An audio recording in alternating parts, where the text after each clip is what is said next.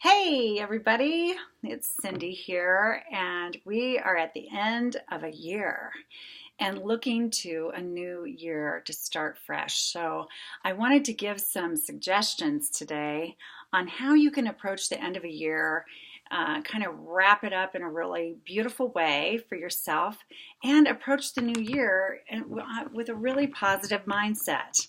Okay, and set yourself up for a strong start to the new year, a year that I hope will be filled with joy and meaning and great life satisfaction in your life, no matter what else goes on. So, I hope you've had a happy holiday season so far. And as we're ending the year here, I suggest that you look back over the year at some point in these next few days, that you look back over your year, and maybe you had what you would label a difficult year. Maybe you had a really meaningful, beautiful year with a lot of positive changes. Maybe you reached a bunch of goals. Maybe you didn't reach any of your goals and you feel kind of bad about it. Who knows? Maybe you're filled with regret, or you're filled with a ton of wonderful memories. And maybe you really got slammed with some challenges you weren't expecting. Who knows? Life is a bit unpredictable, as we all know, and can take many twists and turns, and so on and so forth. So I just kind of want you to go back over it a little bit and review. And what I want you to look for is things you feel really, really good about. Okay, things that you would call like wins in your life, times that you feel like, oh, I accomplished something, or I managed something really, really well, or we really celebrated that, or I felt good about that. No matter what it was, whether it was a personal rendezvous with someone that you feel you handled really well, or a professional goal you reached that you were striving for, anything. So look for the wins. Look for the things you feel you championed this year, no matter how big or small you think they might be. If they feel like wins to you, that's wonderful. Hello. I hope you all like cats. Then I want you to also look for areas you feel like you fell short. I don't want you to dwell in this space, but I want you to acknowledge it. And there's a reason for that. I want you to really acknowledge where you feel like you fell short in some way. Maybe you meant to pay off, $10,000 of debt this year, and you only paid off 1,000 of it, or you went further in debt. Or maybe there's a relationship that you meant to heal this year, or strove to heal this year, and things got worse instead of better. Or who knows, maybe your health dipped down in some way instead of getting better. Whatever it is, whatever it was, it's okay. Just take a look at that and make note of that also. So times you feel like you fell short, or challenges that you wish you would have handled differently, kind of those kind of things. Okay, so and again, look for the highs and the lows here.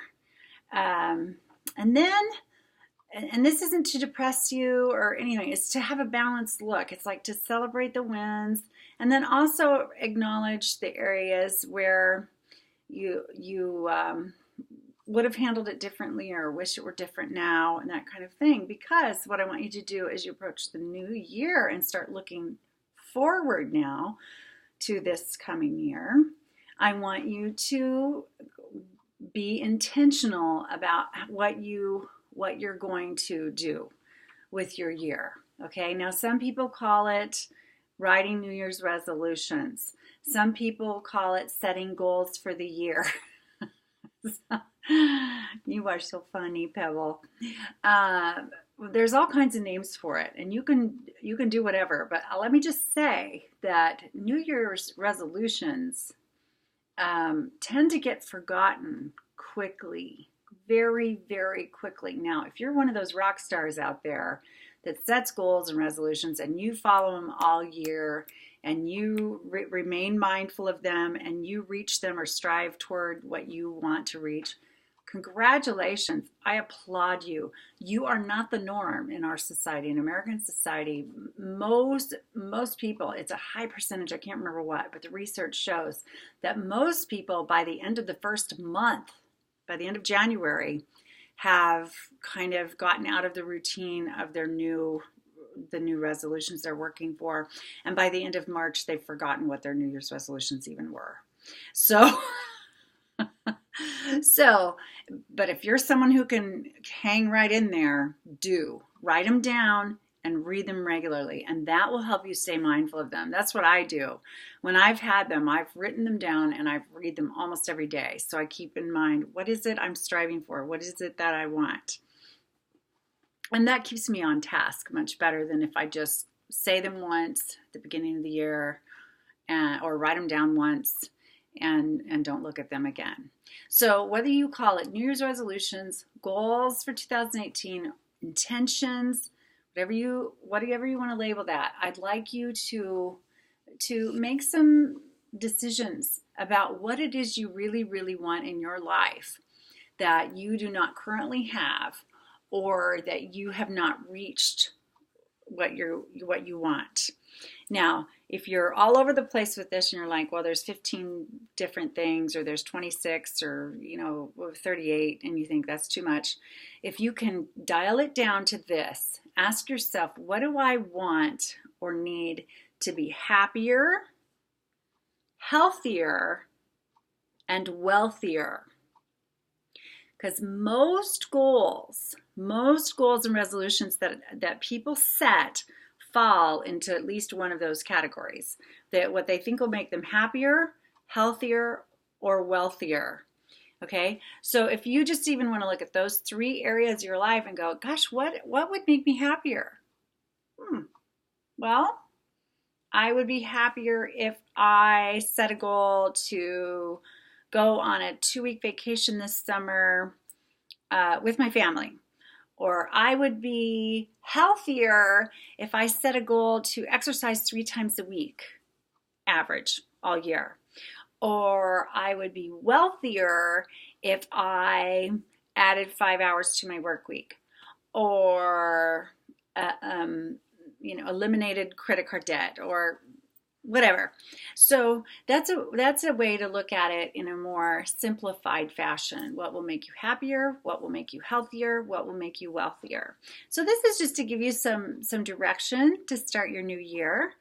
Again, if you write down your thoughts on these, the more specific you are, the better. You want them specific and measurable. If you say, I want to lose weight, if you go all year and you lose 1 pound, you will have reached that goal. But that's probably not what your intention is, right? Like last year on January 1st, I wrote down I wanted to lose 50 pounds by December 31st, 2017. 50. I was 50 pounds overweight. And so I had a target weight, right? And by the way, just to celebrate one of my wins, I did not lose 50 pounds. As of today, this is December 28th, I have lost 41 pounds. Now, am I feeling bad about the 41 pounds, that it wasn't 50? No, this is a huge win for me because this has been a roller coaster ride through most of my adult life. So, no, I am celebrating that as a win. As a big time win, pardon the pun, but a big win. 41 of the 50 pounds are gone. Now, part of why I only lost 41 instead of 50 was I did not start working on the goal actively until May.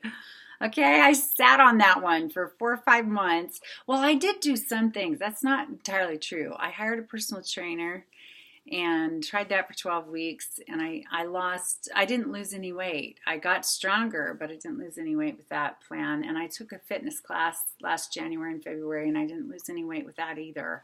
So I did try those things the first 5 months.